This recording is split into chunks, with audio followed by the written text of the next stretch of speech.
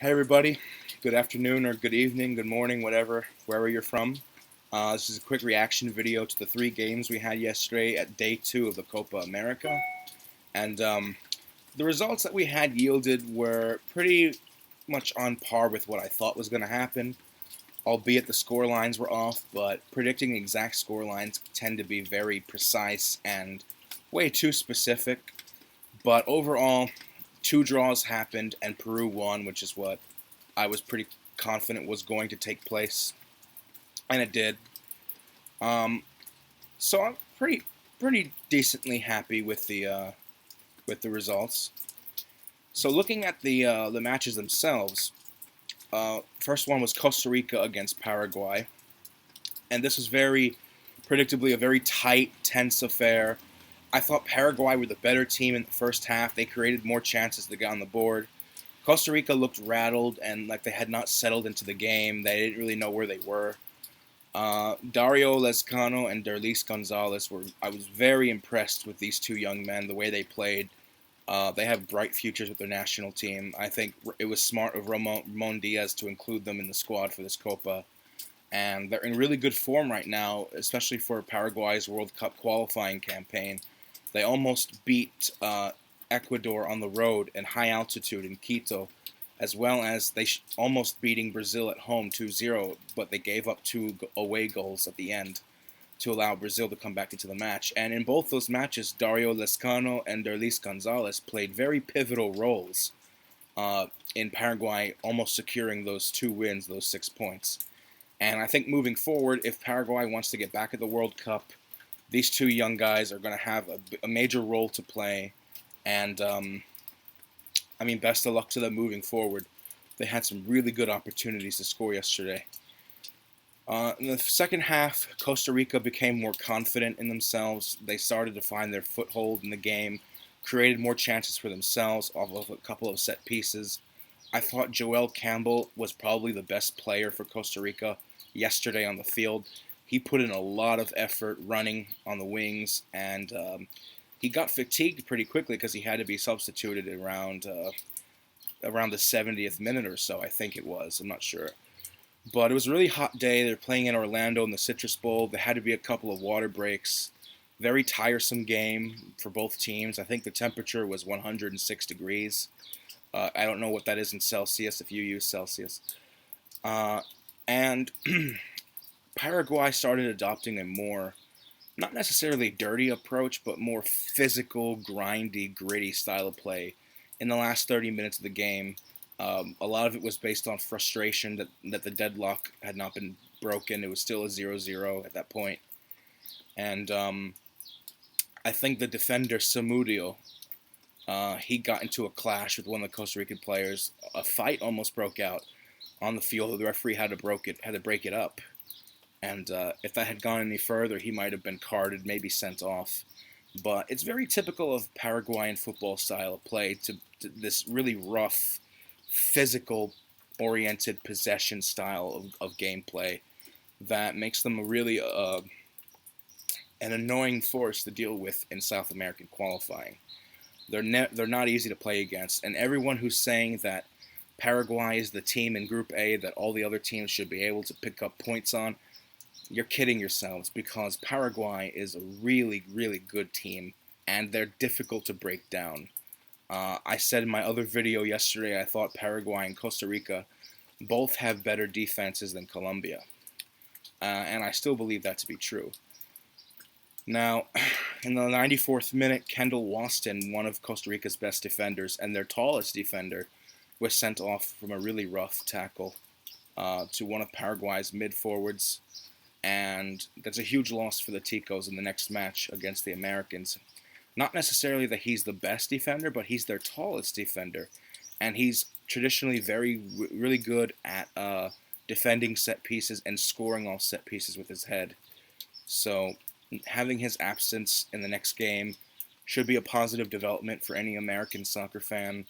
You're playing a Costa Rican team that just played a rough game in the heat of the Florida sun. Plus, they're missing a really important defender. Hopefully, the U.S. can get some 3 points off that game next week, but we'll see. The next game was Haiti against Peru. Now, Peru beat Haiti. I'm sure a lot of you thought that this was going to happen. I also thought this was going to happen. I think 95% of the soccer world thought this was going to happen. But the style in which it happened was a little bit interesting and kind of surprising because we expected Haiti to get blown out by Peru. And that didn't happen.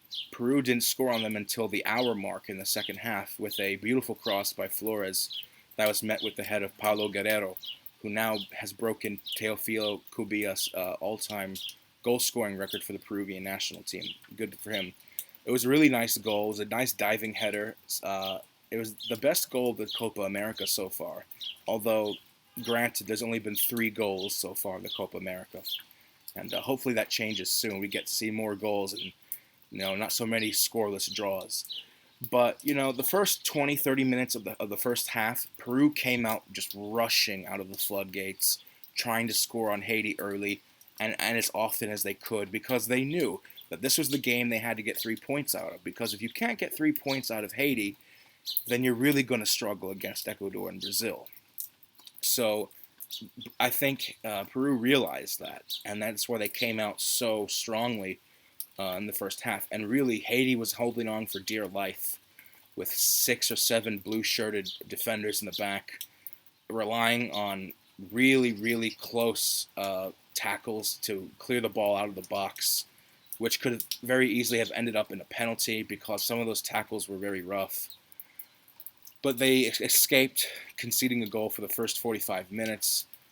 Arguably, one can say Haiti could have gotten on the board first around the 35-minute mark. They had a good shot on goal, and they were frustrating Peru.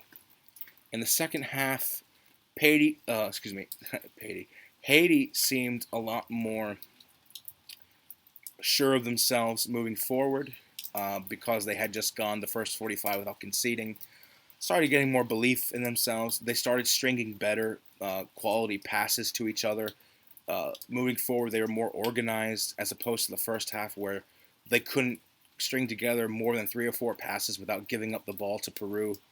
So they were a lot more organized, And unfortunately, in the end, they couldn't hold Peru back for long. Peru broke the deadlock. They scored. They really should have scored more. They should have scored in the first half when Flores hit the post. That was a beautiful strike, but at least he made the assist later on to Paulo Guerrero. Haiti had an excellent opportunity to steal a point in this game in the 93rd minute when they had a free kick, and it was met with the head of Caravans Belfort, who I thought was going to score in this game. But, unfortunately, that didn't happen. But it was a wide open shot. He really should have put it in the back of the net. That would have really stunned Peru right at the last minute. And there would have been nothing they could have done about it because the referee blew the whistle just within seconds after that shot was taken. So Haiti had an excellent chance to make it a 1-1 draw. But it was heartbreak for them in the end. We saw the Haitian player who missed it, Belfort, on the floor, crying. And this was only just the first game. And he felt like he'd lost his nation the opportunity to advance.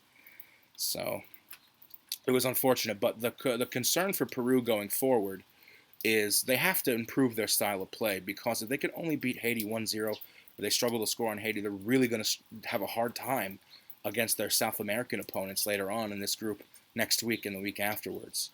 So we have to see where that goes. And Coach Ricardo Gareca, the same coach who led Peru to the 3rd place in the Copa America last summer in Chile, he didn't bring a full-strength squad this time.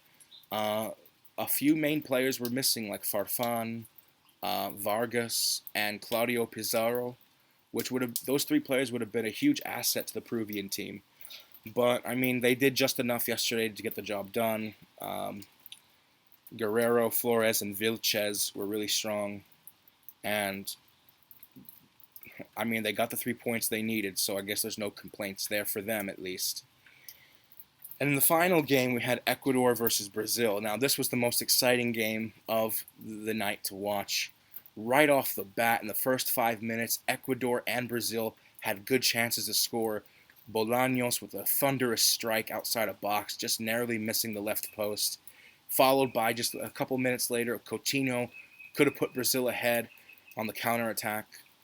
It was a much more free flow style of play. It was very open.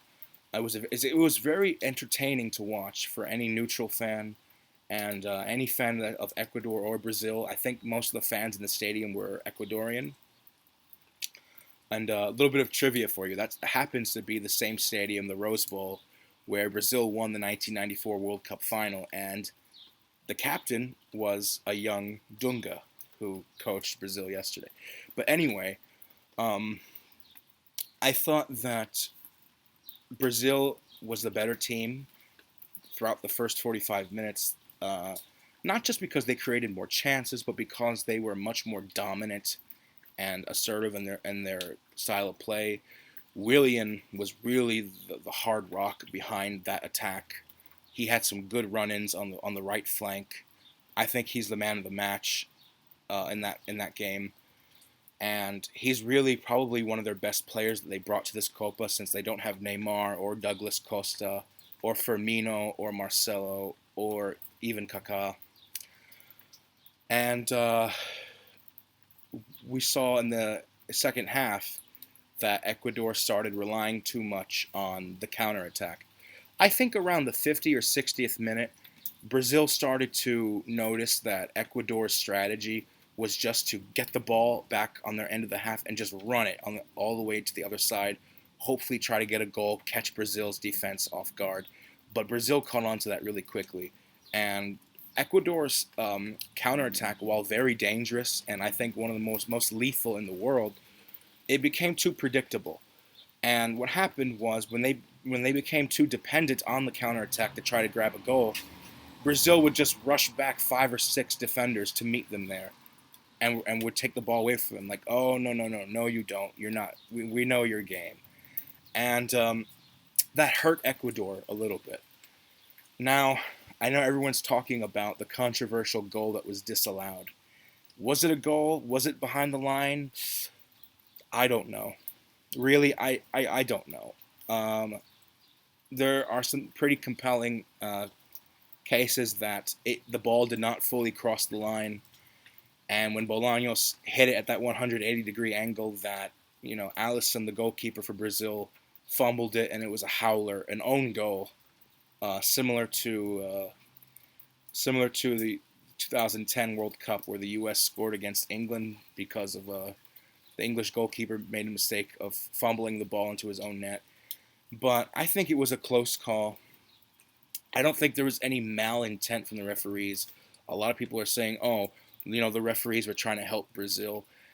I mean, if you look at the angle and the way that the shot was taken, the call could have gone either way. It could have been given a goal. It could have been out.